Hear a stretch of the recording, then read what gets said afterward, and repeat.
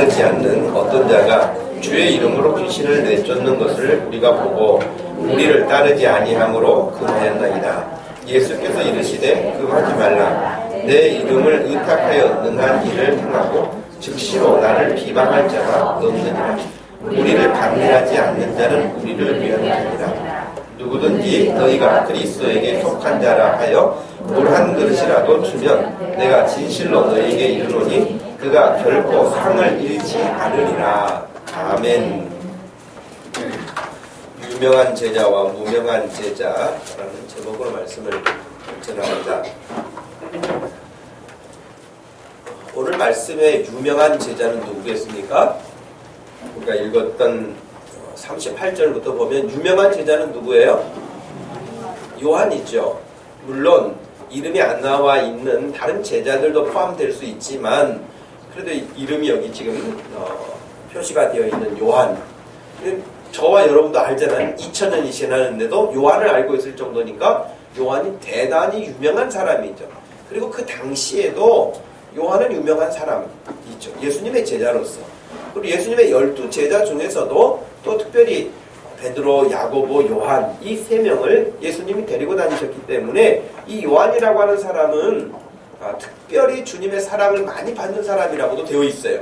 그리고 성경도 여러분 요한복음도 썼고요. 요한 1서, 2서, 3서도 썼고요. 요한 계시록도 기록한 사람이에요. 그리고 가장 오래 장수한 사람으로도 되어 있어요. 그래서 이 요한 유명한 사람이에요. 근데 무명한 사람이 누굽니까? 38절 말씀에 우리를 따르지 않는 어떤 자예요. 어떤 자는요 진짜 이름도 없어요. 그때도 이름을 모르고요. 2000년이 지난 지금도 이름 몰라요. 무명한 자지요. 무명의 사람이죠. 그런데 유명한 제자 요한이 무명한 어떤 사람에게 귀신을 쫓아내지 말라고 말한 거예요. 좀 이상하지 않아요, 여러분? 귀신을 쫓아내야 되잖아요. 물론 우리나라에서는 귀신을 쫓아내기도 하고 달래기도 하고 여러 가지 방법을 무당들이 취하죠. 그러나 성경에서는 무당들처럼 귀신을 달래거나 귀신에게 뭔가를 가져다 주거나 그런 일을 하지 않습니다. 예수의 이름으로 귀신은 쫓아내는 것이죠. 왜냐하면 귀신이 들어와서 좋은 일을 하는 일은 없습니다. 물론 한국 사람들이 생각하는 것처럼 죽은 사람의 영혼이 구천에 떠돌다가 어떤 사람에게 들어가는 그런 귀신이 아니에요. 그것은 동양적 사고에서 가지고 있는 귀신론이고 성경에서 말하는 귀신은 사탄이에요. 사탄인데 동양 문화가 조상을 숭배하고 이런 관례를 가지고 있기 때문에 여기에 문화에 적합한 형태로 변장해서 사탄이가 역사하는 거예요. 그래서 어떨 때는 조상으로 등장하기도 하고 형제로 등장하기도 하고 또 다른 모습으로 등장하는 것이죠.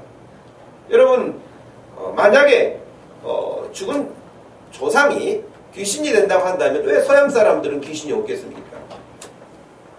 그러니까 사탄은 어느 나라든지 그 나라의 문화를 가장 잘 사용합니다.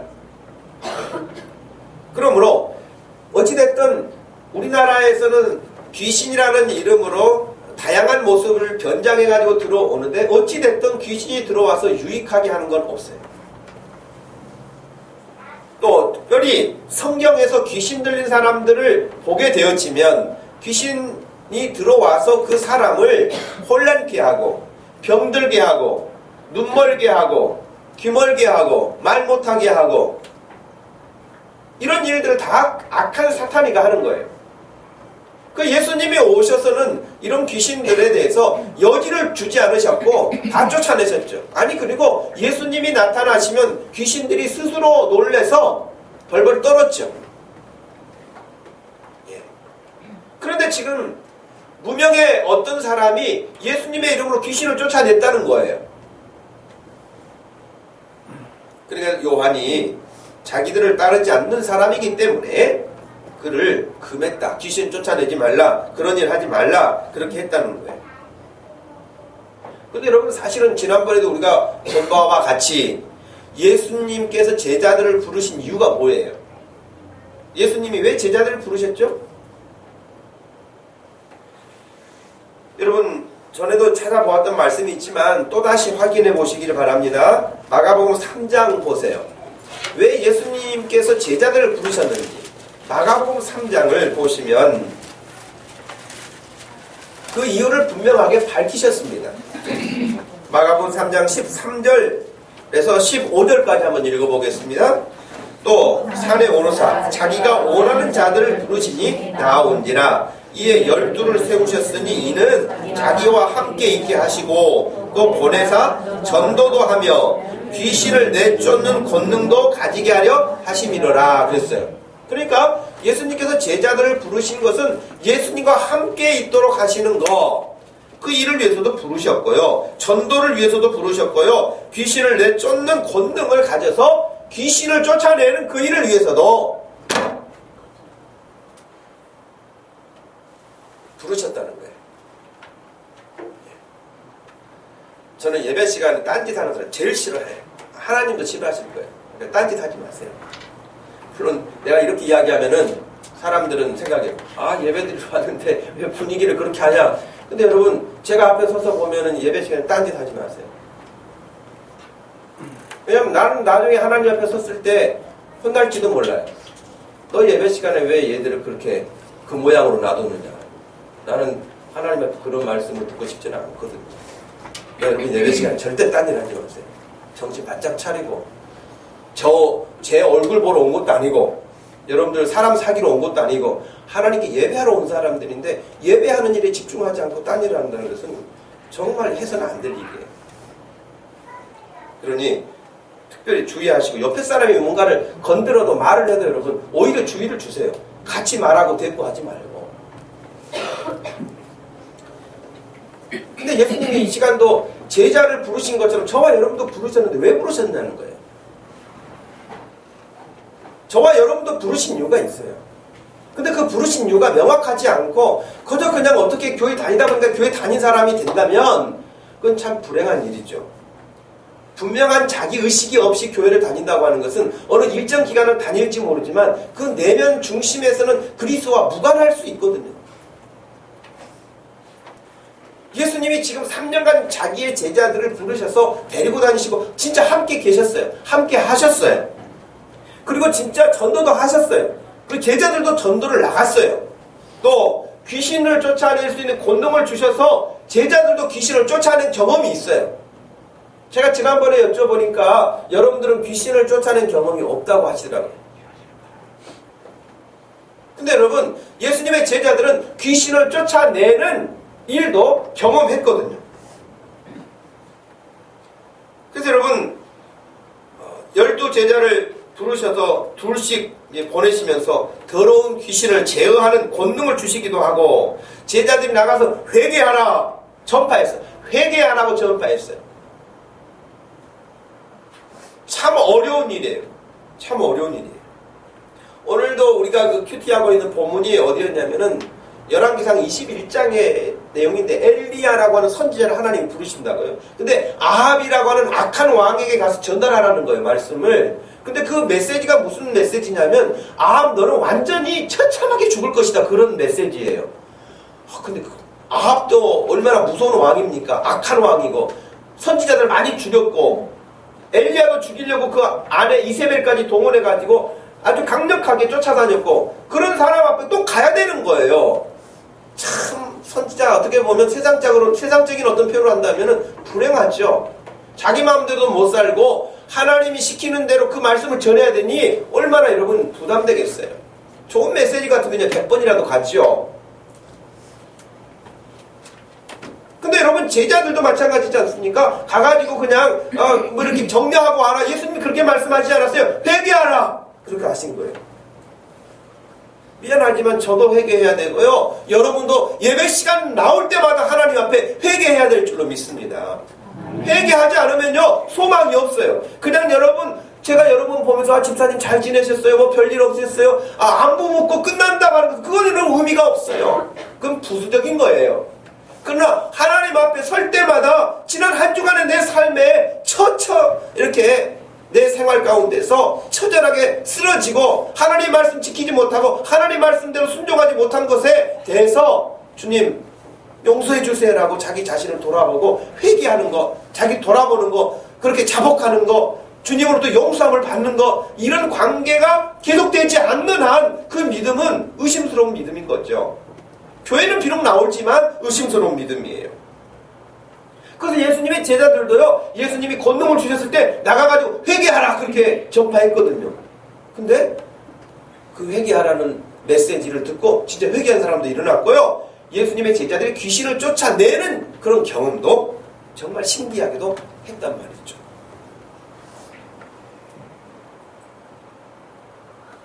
그런데 지금 시기적으로 예수님의 제자들은 귀신을 보고서도 쫓아내지 못했잖아요. 여러분, 이미 예수님이 변화산에서 내려오셨을 때 9명의 제자들이 귀신을 못 쫓아냈잖아요. 귀신 들리는 아버지가 당신의 제자들에게 쫓아내달라고 했는데 못 쫓아냈습니다. 그럼 제자들은 기도 안 했을까요? 이미 그 전에 귀신을 쫓아내본 경험이 있기 때문에 귀신 쫓아내는 거 왜 못했겠어요? 얼마든지 방식 똑같이 해봤을 거예요. 예수님의 이름으로 안 했을까요? 예수님의 이름으로 했을 거예요. 그런데 귀신이 안 나간 거예요. 예수님의 이름으로 하는데도 안 나가는 귀신이 있어요. 그 지금 자기들은 어떻게 보면은 귀신도 쫓아내지 못하는 무능한 지금 상태에 있는 거 아니겠습니까? 그런데 문제가 뭐냐면 예수님께 가서 물어봤잖아요. 예수님이 이제 하여튼 제자들 9명이 쩔쩔매고 못했는데 예수님이 오셔가지고 귀신을 쫓아냈잖아요. 집에 들어가가지고 제자들 물어봤잖아요. 예수님, 왜 우리는 안 된 거예요? 왜 우리는 귀신을 못 쫓아낸 거예요? 아니 그 귀신을 왜 우리가 말할 때는 안 나간 거예요? 그런 거예요. 예수님 뭐라고 말씀하셨죠? 기도 외에는, 기도하지 않으면 귀신이 쫓겨갈 일도 없고 쫓아낼 수도 없다. 기도하지 않으면 무능하다 이 말이에요, 한마디로. 근데 더 놀라운 일이 뭔지 아세요? 그 이후에 제자들이 가슴을 치면서 그래 우리가 그동안 기도 안 했어 이런 게 없다는 거예요. 그 말 듣고도 아무렇지 않아요.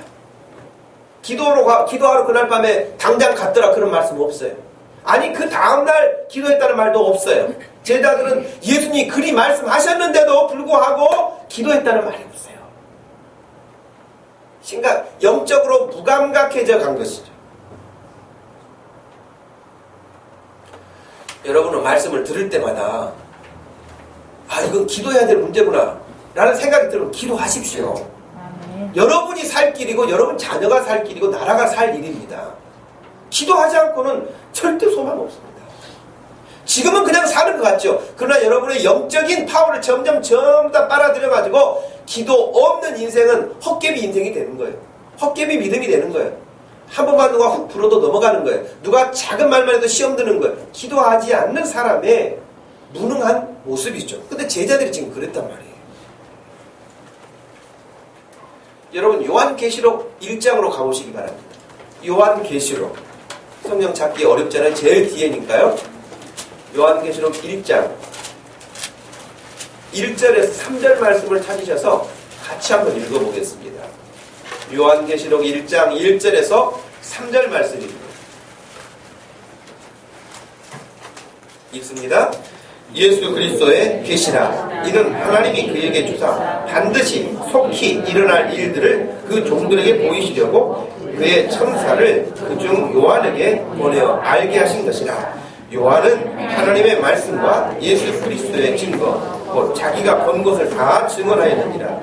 이 예언의 말씀을 읽는 자와 듣는 자와 그 가운데에 기록하는 것을 지키는 자는 복이 있나니 때가 가까우니라.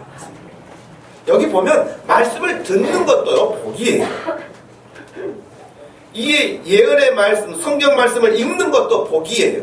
이 말씀을 듣는 것도 복이에요. 그 말씀을 따라 순종하여 지키는 자가 복이라고 합니다.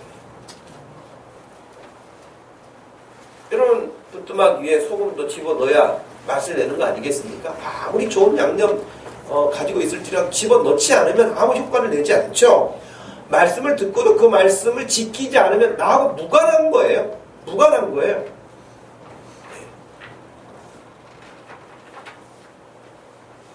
어찌됐든지 저와 여러분들은 예수님이 우리에게 보여주신 말씀들을 잘 따르는 이 일로 인해서 무능한 제자가 되지 말고 유능하고 능력있고 권능 있는 제자들이 되기를 축복합니다. 권능이 있어야죠.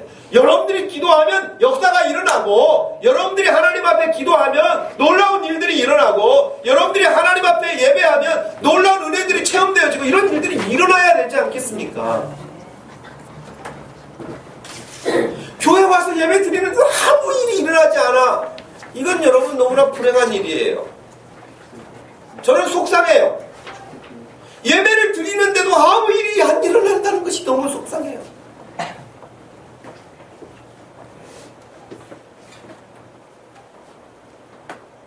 제자들이 그러면 여러분 평생 이렇게 예수님 말씀하셨는데도 불구하고 이 말이 무슨 말인지도 모르고 그냥 이렇게 살다가 끝났을까요?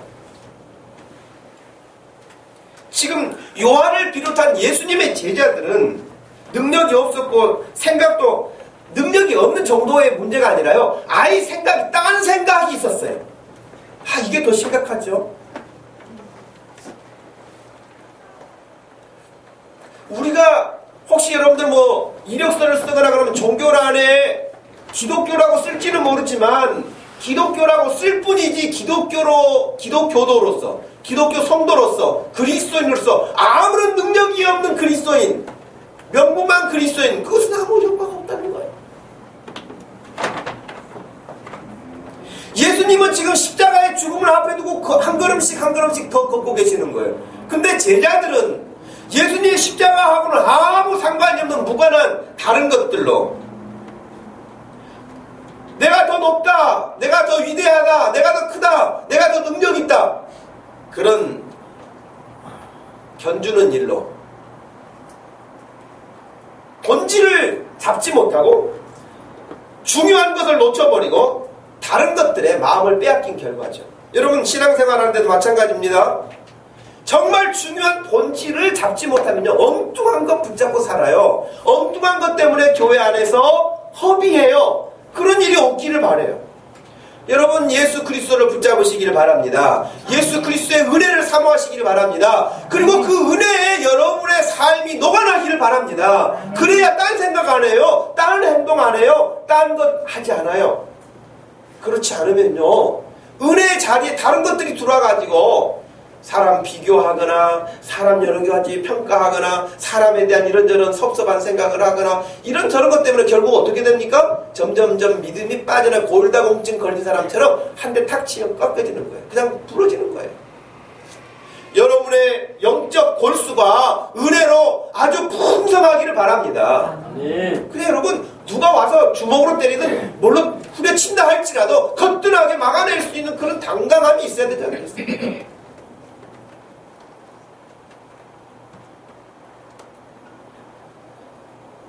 제자들이 기도하지 않은 건 사실이에요. 예수님이 마지막 십자가를 앞에 두시고 그 처절하게 기도하시는데도 그때도 제자들 졸고 있었어요. 참 이거 무서운 거예요, 여러분. 그래서 뭐 조롱마귀라고까지도 하잖아요. 조롱마귀. 제가 지난번에 말씀드렸죠. 마귀가 오면 여러분 어디에 있다고요? 여러분 눈꺼풀 위에서 눈꺼풀을 잡아내린대잖아요. 여러분 눈꺼풀을 잡아내린 바로 이 눈썹 위에 있대요, 마귀가.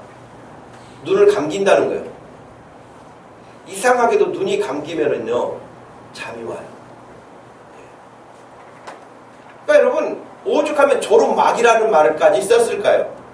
근데 예수님의 제자들도 예수님이 지금 십자가에 처절한 죽음을 앞에 두고 하나님 앞에 하나님 아버지 할 수만 있다면 이 십자가 좀 지나가게 해주세요. 제 온대로는 마시고 아버지의 뜻대로 하시는데 그러나 할 수만 있다면 이 십자가를 좀 앉을 수 없을까요? 그 심히 고민하면서 베드로, 야고보, 요한 3명 또 데리고 가서 내가 지금 이런 고민 가운데 있으니 너희들 깨어서 기도해라 하셨는데 한참 기도하고 와서 보시면은 제자들 자고 있어요. 3번 그렇게 하셨는데 3번 다 자고 있었어요. 여러분 영적으로 잠들어 있는 사람 다 깨어나는 이 시간이 되기를 바랍니다. 아멘. 여러분 영적으로 다 잠들어 있다면 깨어 일어나야 돼요. 영적으로 깨어나야 돼요. 다행히도 예수님의 제자들이 평생을 잠들어 살지 않았습니다. 정말 다행이죠.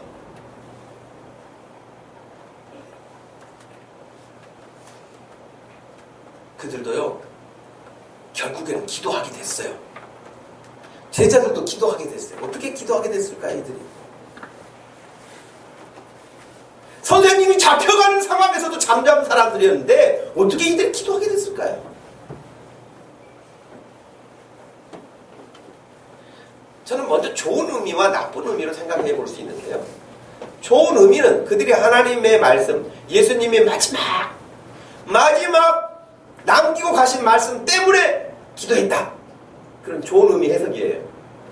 나쁜 의미 해석도 있어요.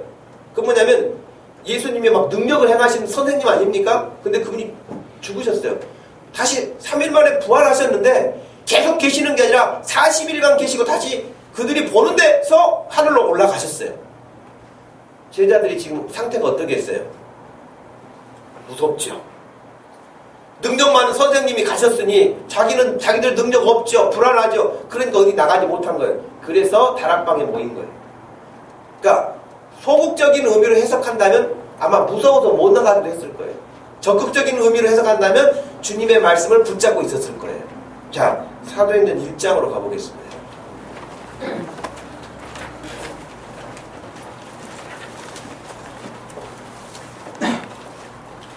사도행전 1장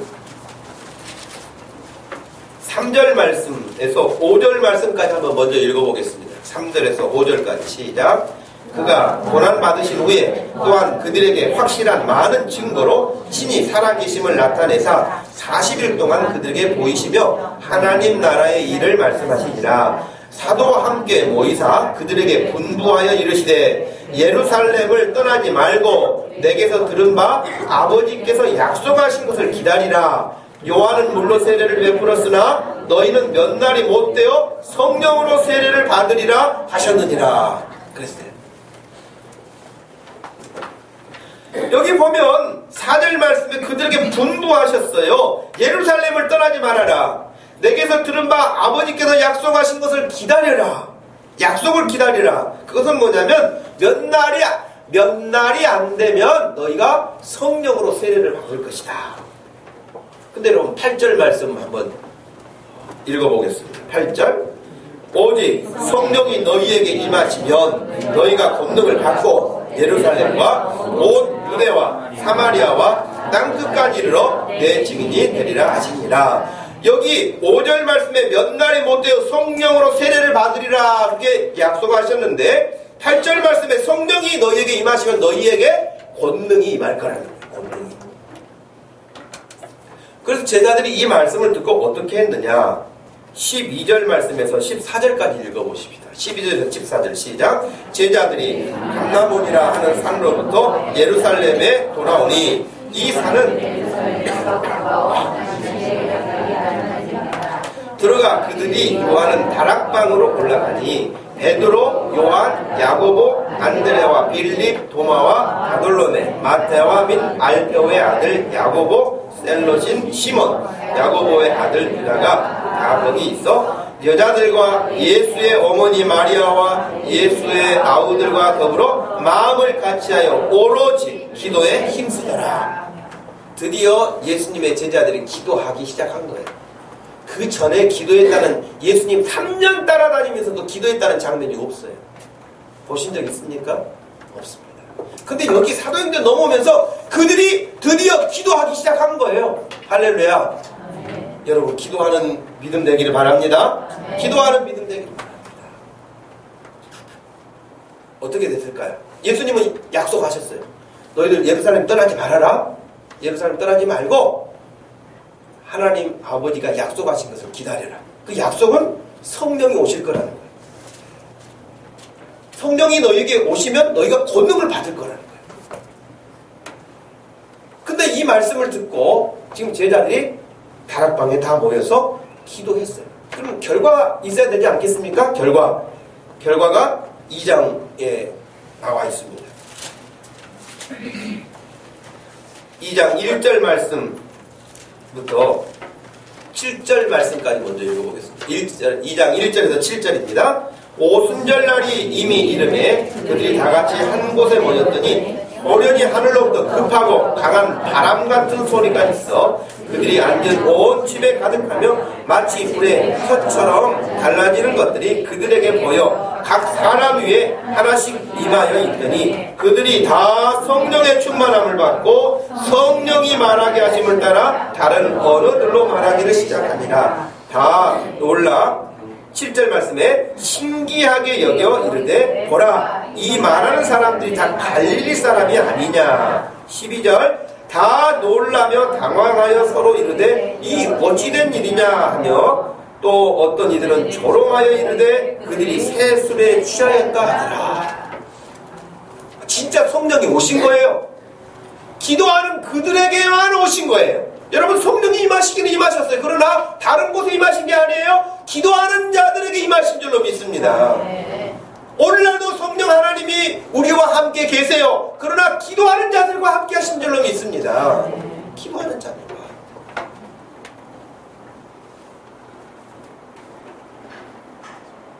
사람들이 신기하게 생각했죠.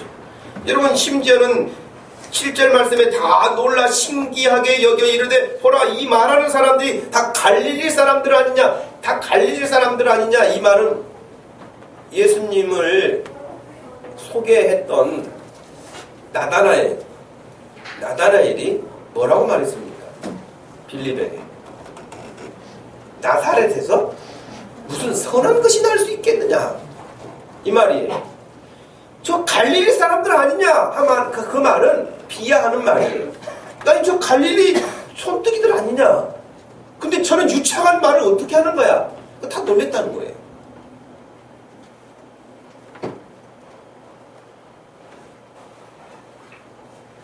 놀라는 것에서 끝나는 것이 아니라 놀라운 사실을 인정해야 되는데 인정하기 싫어하거든요 사람들이. 그래서 그들이 하는 말이 술 취했다 술 취했어. 아침부터 술을 마셨구나. 술 취했다고 말하는 거예요. 여러분 술 취하고 어떻게 똑바른 말을 합니까? 술 취한 사람들은 혀가 꼬부라져가지고 다른 말을 하지 바른 말을 못하잖아요. 그래서 베드로가 말합니다. 11 사도와 함께 서서 소리를 높여 이르되 유대인들과 예루살렘에 사는 모든 사람들아 이 일을 너희로 알게 할 것이니 내 말에 귀를 기울이라. 그러면서 지금 시간이 술 마실 시간이 아니다. 그러면서 16절에 이는 선지자 요엘을 통하여 말씀하신 것이 지금 이루어지고 있는 바다 라고 말했습니다.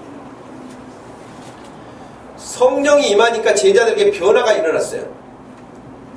제자들에게 변화가 일어나는데 첫 번째는 그렇게 미련한 것인지 바보인 것인지 딴전을 피웠는 것인지 모르지만 지난 3년간 예수님이 말씀하셔도 예수님 말씀에 고개를 끄덕인 제자가 아무도 없었어요.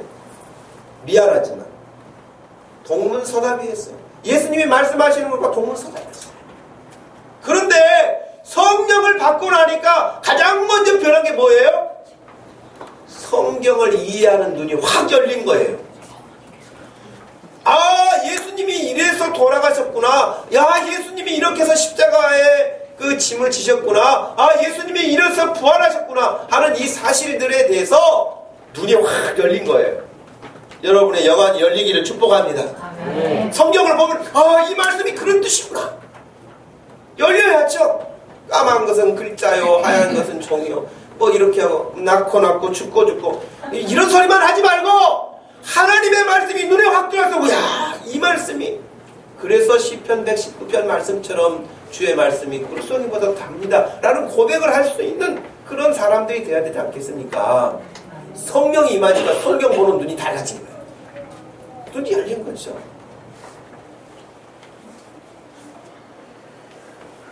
그들은 예수님이 계실 때 성령이 임하시기 전에 그들은 오직 자기 생각에 빠졌던 사람들이에요. 예수님이 예루살렘에 올라가셔도 십자가를 지러 올라가시는 것이 아니라 영광의 자리로 올라간다고 생각하셨어요. 예수님이 예루살렘에 올라가셔도 죽으러 가시는 것이 아니라 왕이 된다고 생각했던 거예요. 예수님이 예루살렘에 올라가면 자기들도 출세할 거라고 생각했던 사람들이에요. 얼마나 생각이 다릅니까? 생각이 완전 다른 사람들이었어요. 그런데 성령이 임하시고 나니 그들이 성경 보는 눈이 완전 달라졌고 예수님처럼 성경을 보게 됐고 이해하게 됐고 또 담대하게 사람들 앞에 그 사실을 선포하게 되었던 것입니다. 여러분 그 말을 듣고요 사람들이 찔림을 받았어요. 찔림을 받았어요. 찔림을 받았어요. 여러분 말씀 듣는 중에 찔림이 있습니까? 목사님 소리를 지르든 말든 나는 자야겠다 하고 그냥 잡니까? 딴 생각이 있습니까 여러분? 어찌됐든 여러분 말씀을 듣고 찔리는 여러분이 스스로 평가해 보셔가지고 내가 최근에 한 달 동안 예배를 드리고 말씀을 들었는데 한 번도 말씀에 내가 찔림이 없었다. 그 사람은 첫 번째 해야 될 일이 회개해야 될 일이에요. 하나님의 말씀이 선포되는데 찔림이 일어나지 않는다는 것은 내 마음이 완악하든지 듣지를 않았든지 딴 생각에 젖어 있든지 그럴 거예요. 베드로가 딴 말 했습니까 여러분? 성경 말씀 그대로 말한 거예요. 너희들이 예수님을 십자가에 죽게 하지 않았느냐? 회개하라. 그랬더니 그들이 찔림을 받아가지고 그러면 어떻게 해야 됩니까? 라고 물었죠.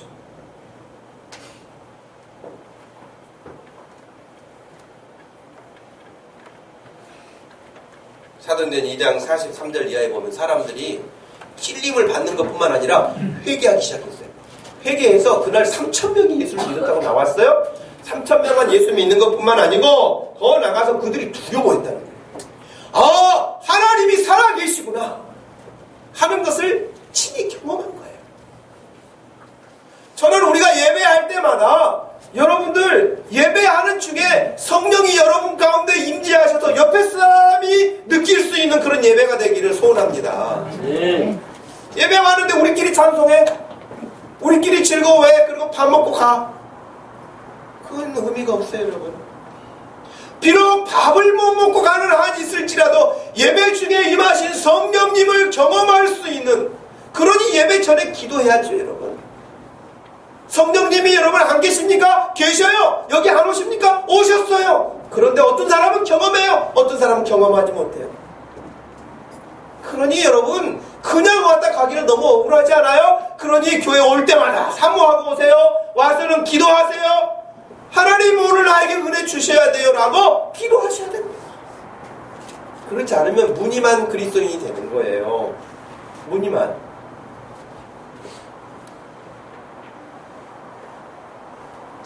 저는 그런 생각을 해봤어요. 아, 우리가 예배 드리는데 막 성령의 놀라운 역사가 일어나지 않는 이유는 내가 너무 무능한 건가? 목사가 너무 무능해서 그런 거예요. 목사가 너무 무능해서 그런 거예요. 목사가 무능해도 여러분 성경에 보면 엘리 제사장 같은 사람은 여러분 무능합니까? 유능했습니까? 엘리 제사장 말이에요. 영안이 맹인이었어요. 맹인. 제사장이었지만 영적으로 완전히 닫혀있었던 사람이에요. 한나가 그렇게 기도하는데도 술 취한 것인지 기도한지도 분별을 못할 정도의 제사장이었단 말이에요. 제가 여러분 와가지고 막 여러분이 어렵고 힘든 일이 있어가지고 밤늦게 그냥 여기서 기도하고 막 울고 그러는데 제가 옆에 지나가면서 집사님 술 좀 끊어. 내가 그랬다고 합시다. 그럼 여러분 어떻게 생각해요? 우리 교회를 계속 다니겠어요? 제가 말하는 메시지를 듣겠어요? 근데 엘리 제사장이 그랬단 말이에요. 엘리 제사장이. 그런데도 그 무능한 제사장이 한나에게 말을 했는데도 불구하고 그 말에는 능력이 있었어요. 여러분 하나님이 하시는 일이니까. 엘리는 무능했지만 하나님이 한나에게 해주셔야 될 말이 있었기 때문에 무능한 사람이지만 들어 쓰는 거예요. 그렇죠? 그 제가 무능한가? 아니 아무리 내가 무능하기로서로 내가 엘리 제사장만큼은 그래도 아닌 것 같은데 생각할 때 내가 여러분 술 먹었는지 기도한지는 분간하거든요. 그러면 무능한 엘리가 메시지를 전했어도 역사가 일어나는데 아무리 내가 무능한 목사라 할지라도 말씀을 전하면 왜 역사가 일어나지 않는가? 두 번째는 완악한 것이겠죠. 완악한 거예요. 말씀을 마음에 받지 않는 거예요. 무슨 말씀을 들어도 다 아는 거예요. 옛날부터 아는 것 같아요. 그 말씀 붙잡고 살지 않아도 다 아는 것 같아요. 하나님의 사람으로 능력 있게 살지 않으면서도 입으로는 다 아는 것 같고 귀로는 다 들어서 아는 것 같아요. 완악함이에요. 회개도 안 해요. 찔림도 없어요. 하나님 앞에 그 말씀 붙잡고 씨름하지도 않아요. 그건 여러분 제 문제가 아니라 여러분의 문제예요. 그런데 제3의 문제는 뭐냐면 목사도 무능하고 성도도 완악하면 그 교회는 끝난 거 아니겠습니까? 그러지 않기를 바랍니다. 그러지 않기를 바랍니다. 저를 위해서 기도하세요. 목사님이 영적으로 더 신령할 수 있도록 해달라고 기도하세요. 저는 여러분들이 하나님의 은혜를 사모하는 사람들이 돼서 은혜를 누리는 사람이 되라고 늘 기도하죠. 같이 그렇게 기도해서 하나님이 이 시대에 원하는 것을 잘 감당할 수 있는 교회가 되어야죠. 그래야 되지 않겠습니까?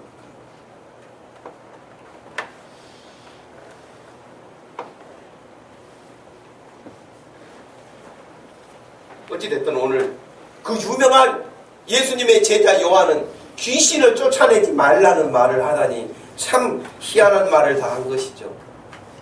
목사가 전도하지 말라는 말과 같은 거 아니에요? 전도하지 마.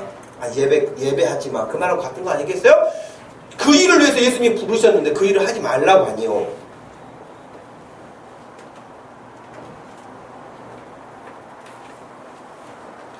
이유가 있었을 거예요. 왜 못하겠을까요? 왜 못하겠죠? 왜 귀신 쫓아내지 말라고 그랬죠?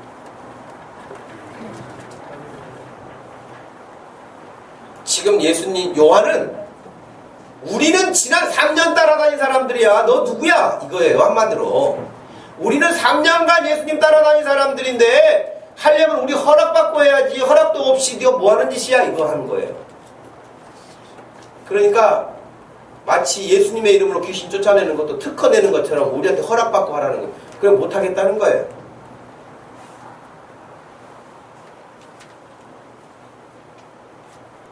이게 오늘 현대 크리스찬들의 삶 가운데서 나타날 만한 이야기예요. 교회 안에 텃세가 있다는 말이 뭡니까, 여러분? 교회도 오래 다니면 텃세를 합니다. 교회도 오래 다니면 텃세를 해요. 누가 어떤 사람이 와가지고 열심히 하면요, 처음 다 팔짱 딱 끼고 봅니다. 얼마나 하나 보자. 처음에는 다 그만큼 하지? 나도 그 정도는 했어 옛날에? 뭐 이러면서 여러분 텃세라는 거 합니다. 그래서 옛날 부흥사들이 했던 말이 있어요. 전도도 못하면서 새신자 오면은 다 쫓아보낸다고. 묵은 닭이 알도 낳지 못하면서 병아리들 다 쫓아낸다고. 그 말하고 똑같은 이야기를 했거든요. 텃세만 부리는 거예요. 그래서 어떤 사람은 내가 오래 다녔다 그런 것 때문에, 어떤 사람은 내가 장로다, 내가 권사다, 내가 이 교회에 헌신을 많이 한 사람이다 등등 자기가 내세울 것이 요한처럼 많은 사람들이 있어요. 우리는 3년 따라다녔다 이 말이에요. 그러니 너를 하지 마라. 제가 군대 갔더니요, 자대 배치를 받고 이제 훈련 마치고 이제 뭐 이렇게 배속을 받아가지고 제가 군대 생활할 수 있는 마지막 종착역에 도착을 했어요. 그때 뭐 이제 제 쫄병 아닙니까? 쫄병인데 저녁 때가 되니까 고참들이 저희 그 내무반에 저희 내무반에 한 30명 정도가 이렇게 같이 살았어요. 그런 사람들 군화를 전부 다 밖으로 끌고 나오더라고요. 밖으로 끌고 나와서 군화를 다 닦아요. 그러니 쫄병이 그냥 있을 수는 없잖아요. 뭔가를 다 하는데. 그래서 이제 그냥 있을 수는 없고, 그래서 구두를 닦으려고 하니까 야 임마 저리 가 그러더라고요. 너는 구두 닦을 군번이 아니야 이 말이에요. 한마디로. 나중에 알고 보니까요, 병장 달기 직전에 상병들이 구두를 닦더라고요. 이등병은 뭐 하느냐, 바닥 닦는, 걸레로 바닥 닦는 거, 그것도 아직 순번이 안 와요. 그것도 대기 상태예요. 그러니까 아직 너는 그거 할 군번이 아니야 그것이죠. 교회 똑같아요. 어떤 일을 열심히 하고 하나님 앞에 선한 마음을 가지고 하고 하는 이런 모든 부분들에 있어서 마치 요한처럼, 사도 요한처럼 우리는 3년 다녔는데 너는 지금 우리 안에 들어오지도 않았고 너는 우리와 같이 함께 하지도 않았고 그런데 네가 무슨 그런 일을 해. 하지 마.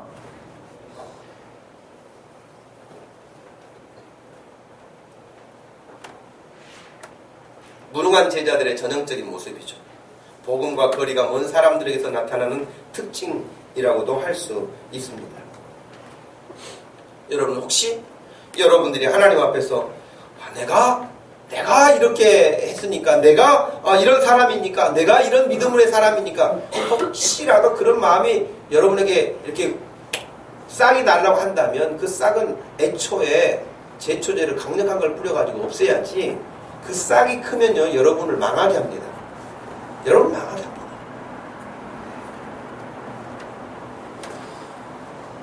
바리새인들의 특징이 뭐예요?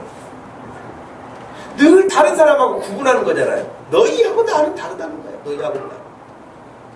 우리는 저 세리와 같지 않습니다. 우리는 거룩합니다. 우리는 11조도 잘하고요. 우리는 안식일도 잘 지키고요. 우리는 금식까지 잘합니다. 저 세리하고는 질이 다릅니다. 우리는 급이 다릅니다. 예수님 앞에서 그러고 있었던 거 아닙니까?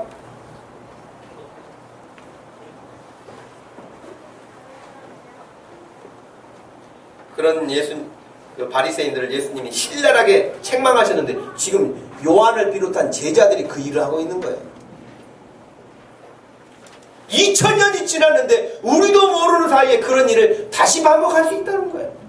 여러분 내려가시고 또 내려가실 수 있기를 바랍니다. 혹이라도 여러분 우리라고 하는 이 1인칭 대명사는 참 좋은 말이죠. 우리라고 하는 거. 그러니까 우리나라, 우리 교회, 우리 집, 심지어는 자기 남편을 말하면서도 우리 남편, 자기 남편이 무슨 우리 남편입니까? 우리 아내, 무슨 우리 아내요? 복수로 삽니까? 근데 우리는 하도 그런 말을 많이 쓰다 보니까 우리라는 말이 너무 익숙해져서 그렇게 사는 거예요. 외국인들이 잘 깜짝 놀란다 그러잖아요. 이제 우리 문화를 이해한 사람들 괜찮지만은 우리 와이프라고 하니까 마이 와이프라고 해야지 우리 와이프가 어디 있습니까? 그런데 그렇게 좋은 거예요. 사실은 같이 공동체의 의미를 가지고 있어서 좋은 건데 이것이 좋은 것만 있는 게 아니라 나쁜 점도 있어요. 폐쇄성이 있어요. 폐쇄성. 지금 요한이 뭐 하고 있습니까? 우리들과 같이 날아다니지 않은 사람이라는 거예요. 우리와 같이 하지 않았던 사람이라는 거예요. 그러니까 우리라고 했을 때는 항상 여러분 뭐가 있습니까?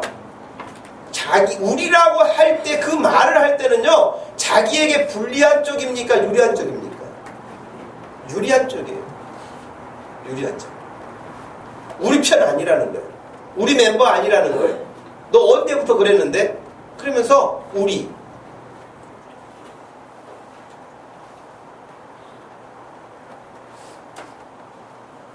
그 폐쇄성. 예수님은 아주 단칼에 분명하게 39절에 말씀하셨습니다. 예수께서 이르시되 금하지 말라. 딱 잘라 말하셨어요. 내 이름으로 귀신을 쫓아내든 무슨 일을 하든지 간에 그 일을 막지 말아라. 굉장히 요한이 멋쩍지 않았겠어요? 어떤 면에서 칭찬받을 거라고 착각했는지도 몰라요. 예수님 우리하고 같이 따라오지도 않은데 선생님 이름으로 귀신을 쫓아내더라고요. 저 사람이. 그래서 하지 말라 그랬어요. 잘했다 요한아. 그럴 줄 알았는가 보죠. 놔둬라. 어떤 면에서는요 요한 마음속에 제자들 마음속에 시기하고 질투하는 마음도 있지 않았을까요? 자기들은 9명이나 그냥 열심히 막 이렇게 뭐 통성기도도 해보고 뭐 붙잡고도 해보고 흔들어 보기도 하고 그런데 귀신이 멀쩡하게 있었는데 저 사람 우리하고 같이 다니도 하는데 귀신을 쫓아내니까 비교되잖아요. 그랬을지도 모르죠. 나보다 누군가가 뭔가 해서 잘해. 그러면은 시기하는 마음도 생겨요. 참 이게 인간의 한계예요. 집사님 너무 잘한다. 누가 막 이렇게 칭찬받으면 그것도 또 보기가 안 좋아. 그 누구나 다 하지. 그런 건 누구나 다 하기는 누가 다 합니까? 못해요. 자기는 못하면서 누가 칭찬받는 것도 인정하기가 싫어. 마음 넓게 쓰시길 바랍니다. 넓게 쓰고 넉넉한 사람이 되기를 바라요. 근데 어찌됐든 간에 제자들은 자기들은 귀신도 못 쫓아냈는데 이 사람이 귀신을 쫓아내니 그런 마음이 혹간 생길 수도 있지 않았을까.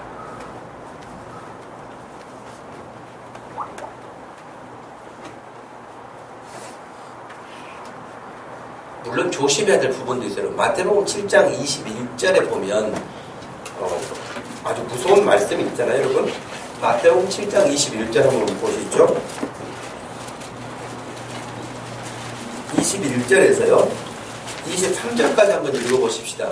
여기서 주의 깊게 봐야 될 말씀이 있는데 마태복음 7장 21절에서 23절입니다. 나더러 주여 주여 하는 자마다 다 천국에 들어갈 것이 아니요 다만 하늘에 계신 내 아버지의 뜻대로 행하는 자라야 들어가리라. 그날에 많은 사람이 나더러 이르되 주여 주여 우리가 주의 이름으로 선지자 노릇하며 주의 이름으로 귀신을 쫓아내며 주의 이름으로 많은 권능을 행하지 아니하였나이까 하리니 그때에 내가 그들에게 밝히 말하되 내가 너희를 도무지 알지 못하니 불법을 행하는 자들아 내게서 떠나가라 하리라.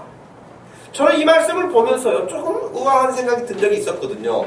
아니 이 사람 예수님이 다 지금 인정하지 않고 불법을 행하는 자들이라고 쫓아내버리시는데 이 사람들을 예수님이 보시면서 하신 말씀인데 아니 근데 이 사람들이 어떻게 해서 귀신을 쫓아냈단 말인가 예수님의 이름으로? 아 그러면 가짜도 예수님의 이름만 그러면 하면은 귀신을 쫓아낼 수도 있을까?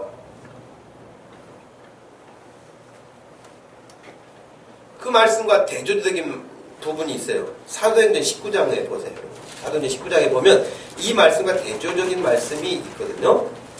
사도행전 19장 11절 말씀에서 16절 말씀까지 사도행전 19장 11절에서 16절까지 한번 같이 읽어봅시다.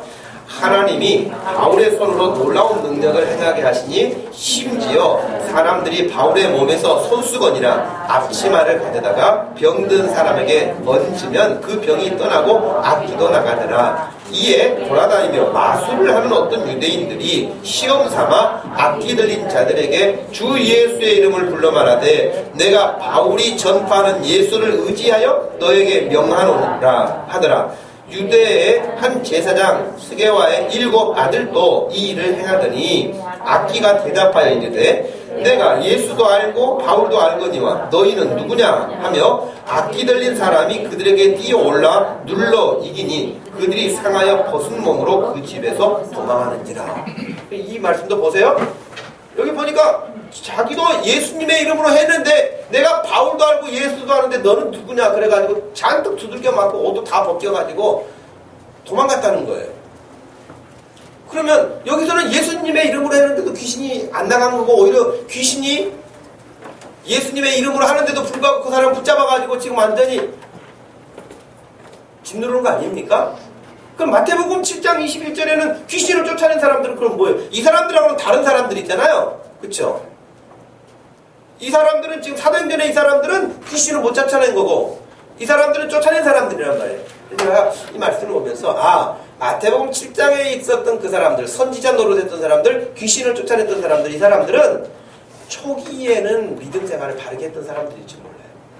그러나 그 초기의 믿음이 변질됐습니다. 여러분 흉내만 내가지고는 이렇게 귀신에게 오히려 당한다니까요. 흉내만 내가지고는. 근데 귀신을 쫓아냈을 정도니까 초기에는 그런 믿음을 가졌을지 모르지만 믿음이 변색해서 나중에는 허울만 있었던 것이죠.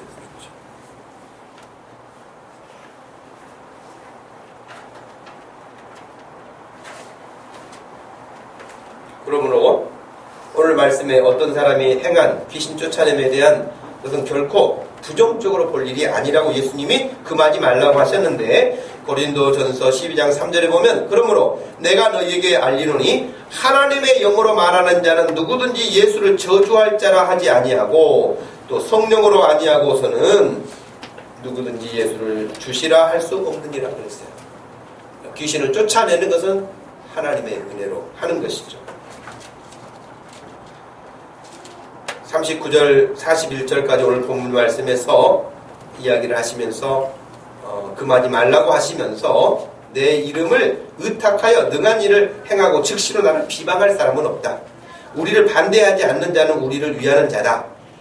누구든지 너희가 그리스도에게 속한 자라 하며 물 한 그릇이라도 주면 내가 진실로 너에게 이르노니 그가 결코 상을 잃지 않을 것이다. 결국 이 말은 예수님의 이름으로 대접하면, 예수님의 이름으로 행하면 그 일을 모른 척 하지 않으시겠다. 귀신 쫓아내는 거 잘한 거다. 허용하신 거죠.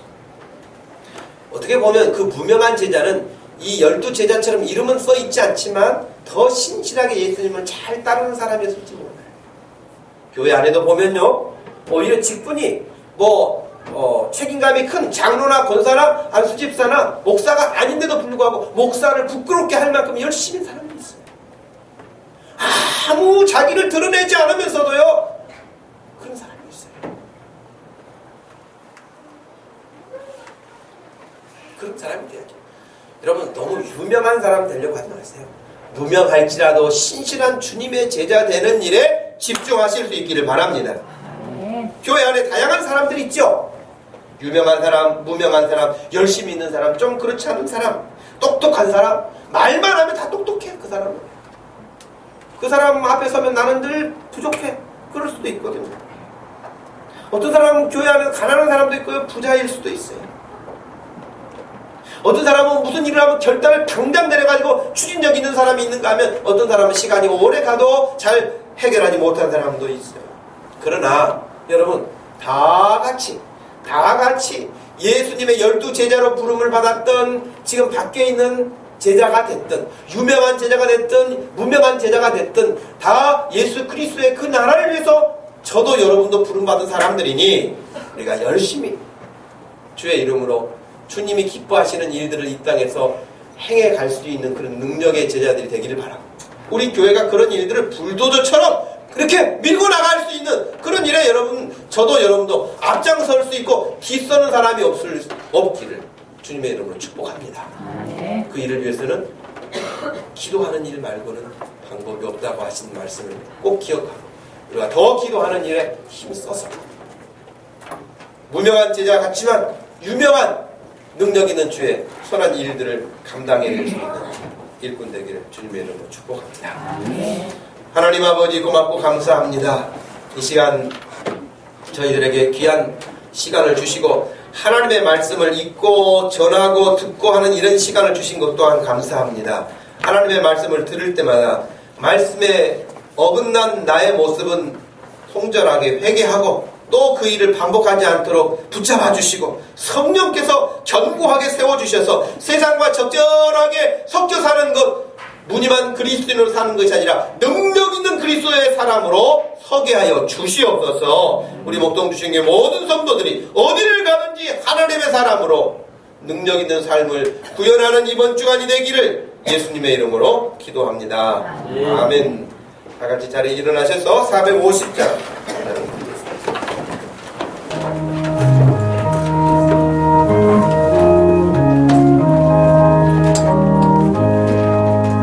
내 평생 소원이 없고 주의 일 하다가 이 세상이 멸하는 날 주 앞에 가리라.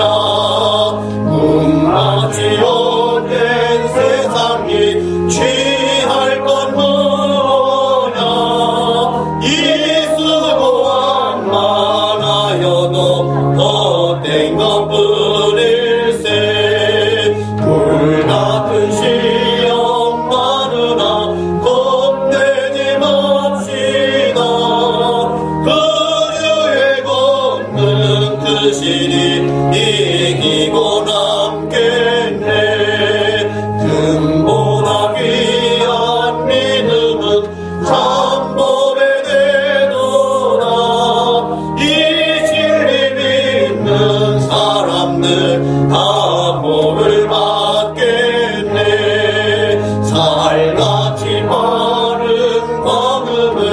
주위에 엎기세 온문과 마음을 바치고 힘써서 일하세.